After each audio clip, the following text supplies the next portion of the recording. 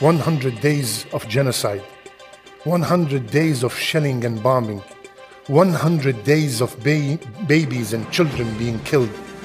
الوطني لدعم المقاومة للتنديد باستمرار الحرب الإسرائيلية على قطاع غزة.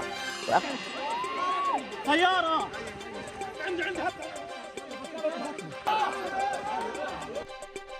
Today I asked that you are one of them. Earth needs you. Making progress. We're dealing with Israel. We're dealing with Hamas.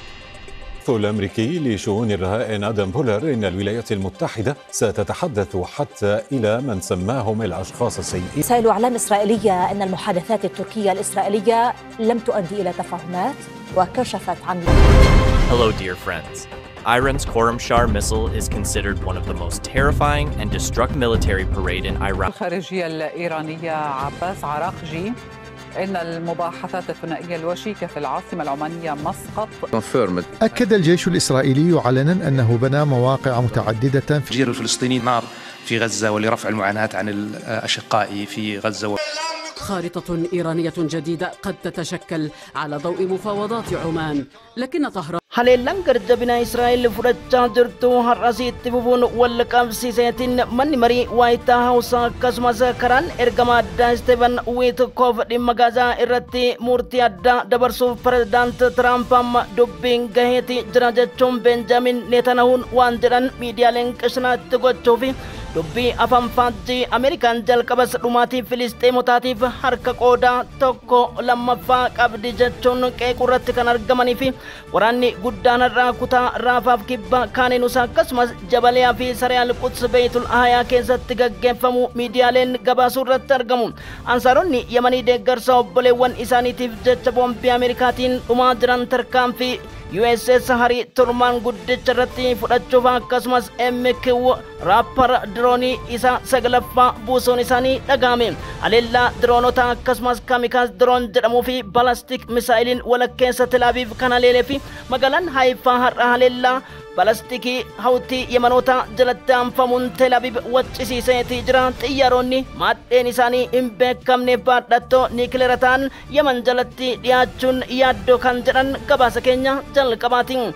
Haleellaa guddaa Israa'el Sooriyaa irratti fudhachaa jirtu wal qabsiisee labsiin mana marii mootummaaf gamtaa Awurooppaa irra ifa yoo bahu walitti gaarreeffannaa Tarkii fi Israa'el gidduutti waliigalteen taasifame akka milkaa'in tirkanaa dooluu wabeeffachuun miidiyaaleen gabaasan.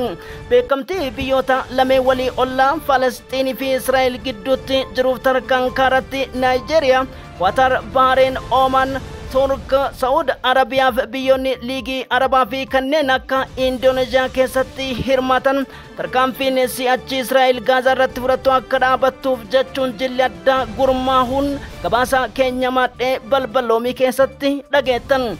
waliigalteen Oomaanitti taasifamu deemu kan guyyaa boru Iraanii fi Ameerikaa dhimma nikileeraaf gabbisaa aatomii irratti biyyoonni lameen ibsa baasuun dhagame. Iraan tarkaanfiiwwan kamiyyuu qolachuudhaaf misaayilii siin fageenya kiiloomeetira 3,500 oomishte jedhaman har'a addunyaa afaan qabachiise. Pirezidaantiin Raashiyaadhaa tarkaanfiin Iraan irratti fudhatama taanaan balaa dhaamuu hin dandeenye Ameerikaan ibidda fitti qabsiifti jedhanii jiran.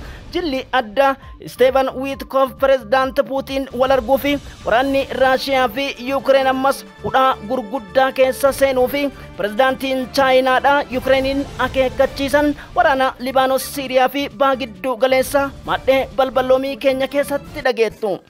100 days of genocide, 100 days of shelling and bombing, 100 days of babies and children being guyyoota dhibbaan lakkaa'amaniif daa'imman dubartoonni hedduun boombiin dhuman. Guyyoota dhibbaan lakkaa'amaniif qabiyyee fi lubbuun namaa Filisxeem keessatti calaafamte. Meetu Rabbiin eessa jira, Rabbiin maa birmachuu fi dhabe jedhan namoonni gaaffiiwwan kana gaafatu. Hanga kana hunda Rabbiin amrii fiitiin akkamitti dagate? Du'aayiwwan taasifamaniif kadhannaan keenya eessa jira? Astajib lakum isinii qeebala nuun jedhee jira jechuun xiiqii obbolummaa qaban hundarraa namoonni quuqamu. Haa ta'uuti jechuun seenaa Fir'oonotaa yaadachuun barbaachisaadha.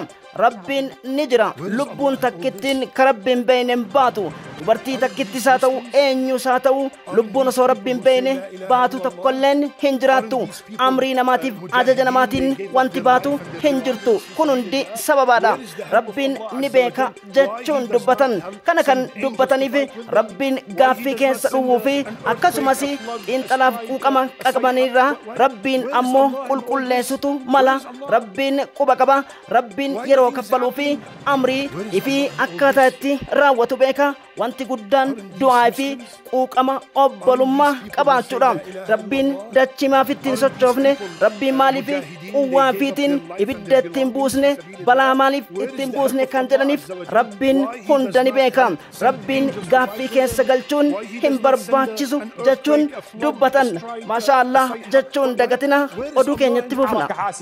أو تصطدم اصطدام مباشر لحد هذه اللحظة لكي لا تعطي مبرر في مسألة. تقول أن الرئيس الروسي فلاديمير بوتين يلتقي المبعوث الأمريكي ستيف ويتكوف كما يبدو أيضا في هذه الصور. استوديو فاطمة خميسي مراسلة قناة الجزيرة في فلسطين. أهلا بك فاطمة. واضح أن كرة طلب رئيس تركيا رجب طيب أردوغان العالم بوقف الإبادة الجماعية في قطاع غزة واصفا إسرائيل بدولة الإرهاب. العالمي مع الأسف خسر في اختبار غزة إسرائيل. حماس باعتماد اليونسكو القرارين اللذين يدعوان إلى وقف المشاريع الاستيطانية في القدس المحتلة والحرم الإبراهيمي. وثمنت دور الدول التي ساهمت. وثيقة حكومية إن وحدة تنسيق أعمال الحكومة.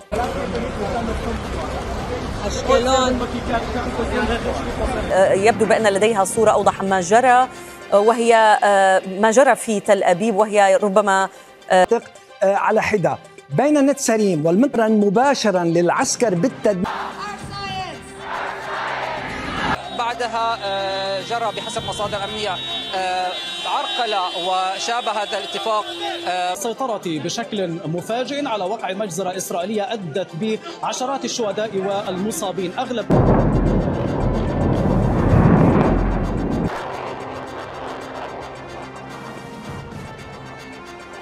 الشعب الفلسطيني بكل السبل وتوجهت مسيرة بعد صلاة الجمعة إلى السفارتين البريطانية والأمريكية.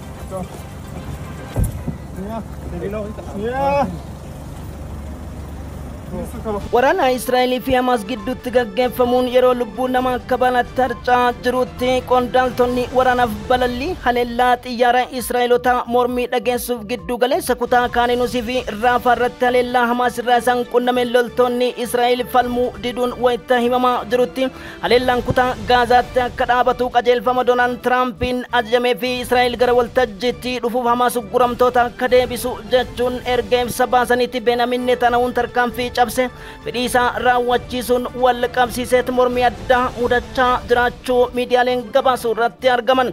Birgeediin mujaahidota Alaqsaa fi Alquddus tarkaanfii taankota Israa'elii fi jiippii Israa'elota kan humna waraanaaf maadhee birgeedii 48ffaa shikolombaatee kutaa jabaliyaatti malaa jirtu irratti ripiijii kooriyaatiin barbadeessuu Aljaziiraan gabaase.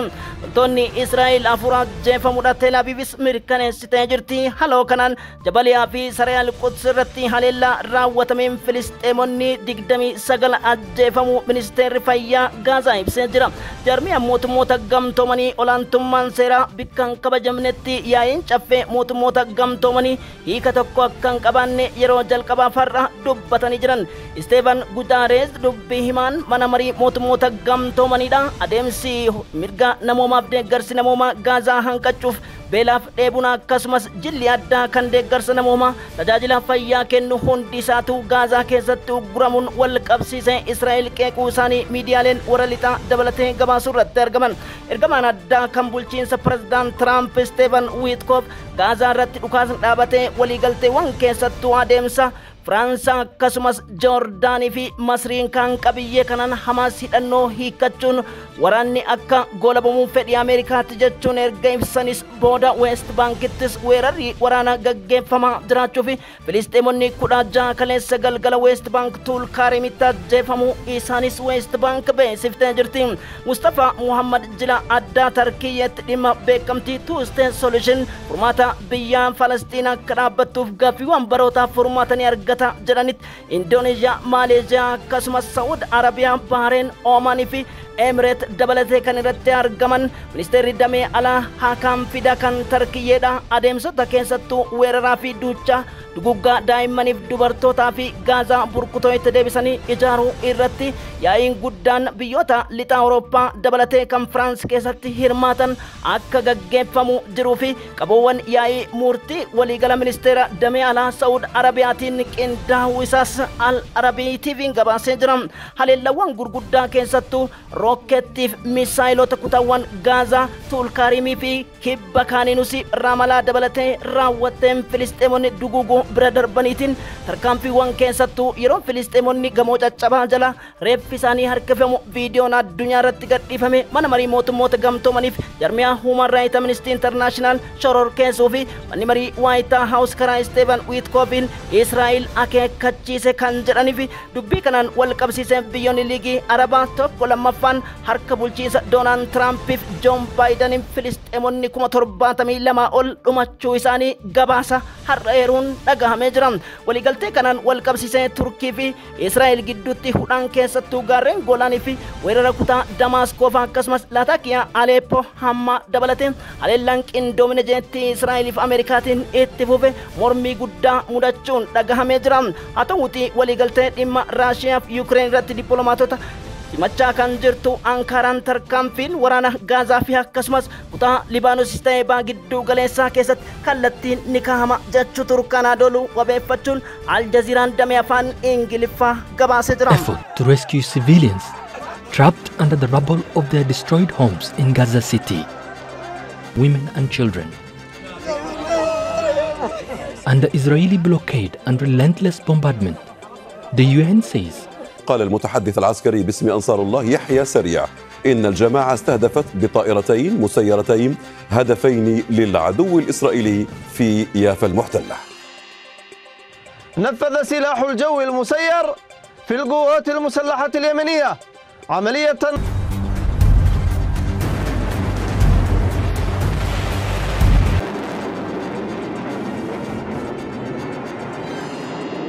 مختلف مناطق القطاع. وأفادت مصادر طبية للجزيرة باستشهاد 20 فلسطينيا في غارات إسرائيلية على والمستشفى الإندونيسي شمالي القطاع. حسبي الله ونعم الوكيل. أقرب لكم الصورة بكاميرا الزميل إيهاب. يعني أستطيع القول بأن أعمال فرق القوات المسلحة وتحديدا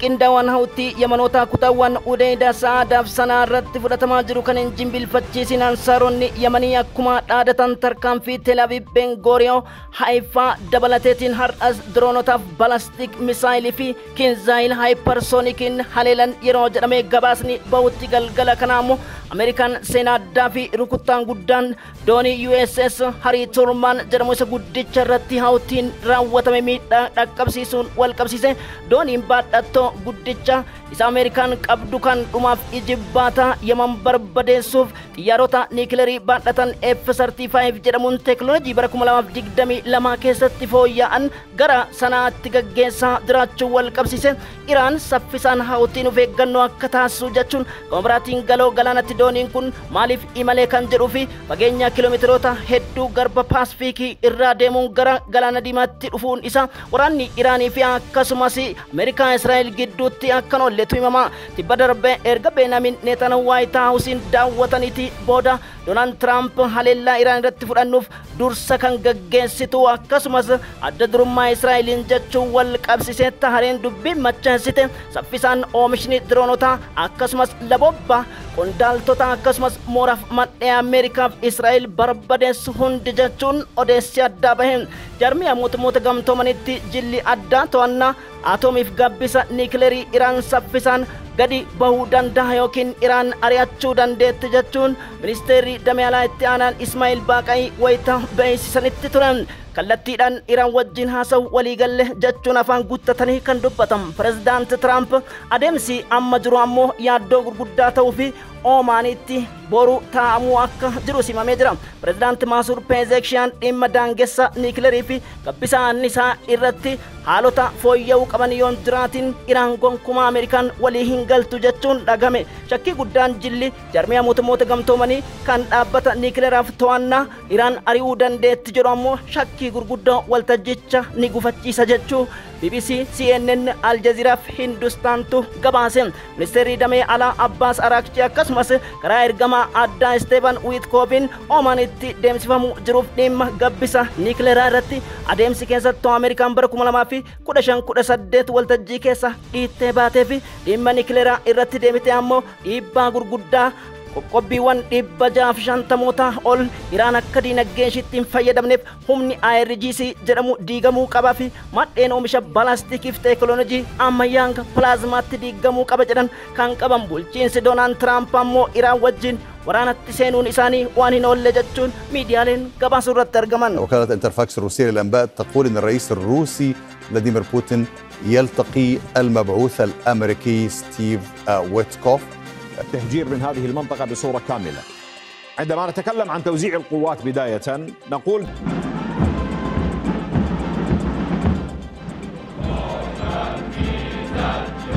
تمام اتوماتیک زیر سطح به سطح با قابلیت پرتاب. للمرشد الإيراني علي خامنئي في منشور على منصة إكس قال إن التهديدات المستمرة ضد طهران قد تؤدي إلى طرد مفتشي الوكالة الدولية. كشف مسؤول كبير في حزب الله لوكالة رويترز عن استعداد الحزب للدخول في محادثات مع الحكومة اللبنانية. قال الرئيس الإيراني مسعود بزشكيان إن الوفد الإيراني المفاوض تلقى ضوءا أخضر من المرشد الإيراني لإجراء مفاوضات غير مباشرة فحسب مع الجانب الأمريكي السبت المقبل. أمريكا في إسرائيل دبلوماسيين باقدو غليسا في بيوتا أوروبا غمتشو ونساني كنيسا نيتو كسمس غمتا أوروبا إيروتي جباتي جروفي فرماتا يادريما توستين سوليشن ترمو غازرتي بربادو في وراني قدان كيساتو سوريا ديبساني إجاران كرا إسرائيلين لبسمو والكبسيسيف ويراري ماتي كبية وانكودا سغل سديتامي سغل سوريا في إسرائيل قدو تتاي غارين غولاني تبدي قدا حركسين فدا جراتشو داير adda jarmiya mootummoota gamtoomanii yeroo ibsanitti turan pirezidaantiin Siiriyaa Ahmad Sharaadhaan tarkaanfiiwwan keessattuu kutaawwan Siiriyaa keessatti Israa'eliin fudhatama jiran akeekkachiisa yeroo garaagaratti kennanis jilli adda gamtaa Awurooppaa kan Oslaa Valandiskiitiin durfamu dhimma Sooriyaa daawwannaa yeroo taasisee fi waliigalteewwan keessattuu Atakaaroo gaarreen Goolaan irratti ijaarsi dallaa seera alaa kiiloomeetira 18 qabiyyee Sooriyaa weeraruudha kun humnaa fi akkasumas seera dhablummaa jarmiyaa mootummoota gamtoomanitti birmadummaa keewwata 51 ni cabsa jechuun waraanichi garmalee hammaatuun himamaatii jira. Diplomaasii dhimma Raashiyaa fi Yuukireenii keessummeessuuf Riyaadii fi Makkaan oliif gadi jechuun gama kaaniin shariikummaa Ameerikaan wajjin ta'uun obboleewwan isaanii Yaman irratti haleellaa gurguddaa kan raawwataa jirtu Riyaad Saa'uud Arabiyaan dhimma Gaazaa irratti cinaa tokkoon falmituu mirga namooma Filisxeemotaa fakkaachaatiin qeeqni gurguddaan xiinxala miidiyaalee idila addunyaa Hatim Karim Al-Falaahi akkasumas Marwaan Bishaaraa dabalateetiin dhimmoota gurguddoof ijoon ajandaa yaadrimaa bu'aa diinagdee fi daldala hariiroowwan qabiyyee bulchiinsaa Tiraampii fi Muhammad bin Salmaan gidduu jiru dhimma Gaazaa laaffisuu isaatiin wal qabsiisee akka barbaadanitti dhugaabaa gidduu galeessaa fi wiirtuu cabiinsa Otomaan Turkiin booda Filisxeemonni Idul Alaksaa tursiisanii asiin gahuu keessatti dagachuun isaanii gaaffii jalagalaa jira. Indoneeziyaan rakkoowwan haala qabatamaa Gaazaa keessatti argamaniif deeggarsi namoomaa akkasumas hudhaan jarmiyaa mootummoota gamtoomaniif Israa'el wal qabdee furmaata argachuu dhabuu fi mirga bobaa jalatti qabatu Israa'eloota bulchiinsa Tiraampiin deemaa jiruun wal qabsiisee lubbuun 72 ol dhumuudha. Mustafaa Muhammad ministeerri muummee Filisxeem kan West Bank har'a ibsuun ni yaadatama. Haa ta'u haala qabatamaa kanaan wal qabsiisee ambaasaaddariin Filisxeemota Riyaad Mansuuriidha yeroo adda addaatti wayiwaatanis biyyoonni gara dhiyaa Awurooppaa Firaans akkasumas UK'n deeggarsa walii galameeshaa waraanaaf bittaa gurgurtaa Israa'el irraa kutuun dhagahamee jira. Benjamin Netanyahuun shira bulchiinsa Tiraampii fi Waayit Haawus akkasumas warreen jiishota qondaaltota Riippaabilikaanaa wajjin ta'uun Filisxeemota Gaazaa keessaa baasuun iddoowwan adda addaatti fedhinnaa isaaniitiin ni qubatu jechuun waraana isaanii koriidarii Neetaazaarimii Filiidelfiyaa irratti hudhaa qabsiisuuf Gaazaa bakka lamatti kutuun adeemsota Ashkeloonii fi Ashdood kanaan dura itti weeraranii fi saba Samaariyaa fi Yahuudota West Bank Jeniin irratti qubsiisan keessaa isa jalqabaati jechuun xiinxalli raagamaati jira. Birgeediin Mujaahidoota Alqudduusii fi Alaksaan ammoo tarkaanfiiwwan hadooddii tayyarra taankota Israa'el kutaawwan Raamala, Jabaliyaa fi Kaaneenus irratti fudhachuu Times of Israa'eliin loltoota 4 kan dhabe ta'uu fi Israa'el haleellaa kana harka deebiif kaleessa galgalarra hanga dhawaare boodatti haleellaa Ameerikaan haa dhaabatu jette akkasumas gorsaan addaa karaa Tel Avivitti ergamaniin wal qabsee Benjamin Netanyahuun mormii gurguddoof mallattoo gaaffii himata Tel Aviv jala osoo jiru ammas loltoonni isaanii karaa tarkaanfiiwwan balallii xiyyaaraatiin paayileetonni Israa'el daangaa darbe jechuun har'a haleellawwan raawwachuu diduu fi loltoonni kutaawwan kibba Kaaneenus Ramalaaf Jabaliyaa Saree Alqutsiif Beetul Hanuun keessatti taankota haleellaa RPG Hamaasiin dhumaa jiran loluu diduun isaanii gaaffii guddaa ta'ee jira. Qondaala Shimbeetiif intelijeensii baroota dheeraaf Israa'eloota Muusaa Dixxiyaanee utube jedhame roonni beera aangoorraa kaasuun wal qabsise manni gurguddaan keessattuu kirkira paarlaamaa Israa'el kan Keneseetii keessatti argamuu fi hudhaan gaaffii aangoorraa nu habuu guramtoonni keenya 59 harka Benjamin Netanyahuutiin dhuman jechuun himanni addaa Benjamin Netanyahu bulchaa Israa'elootatti qarqabamuu isaa Times of Israel Associated Press, Times of India, Newsweek, Middle East Monitor gabaasanii jiran.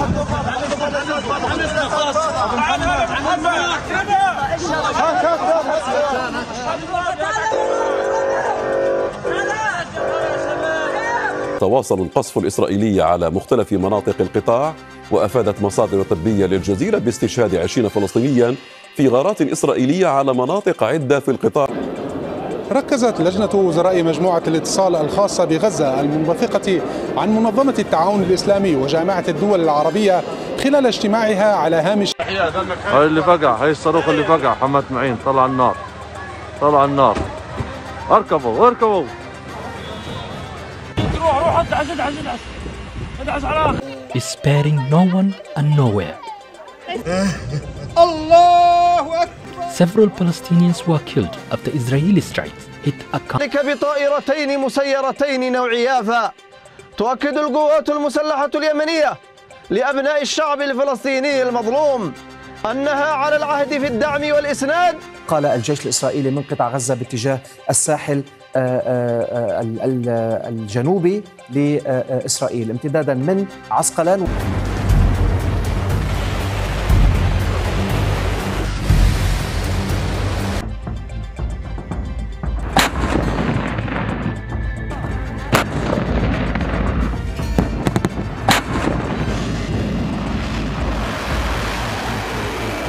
الجانب الإسرائيلي أو حتى الفصائل المقاومة الخاصة التي تحاول إسناد غزة كما تقول، والحديث هنا يشير 100 days the superpowers on earth, you want to tell me there's no divine intervention?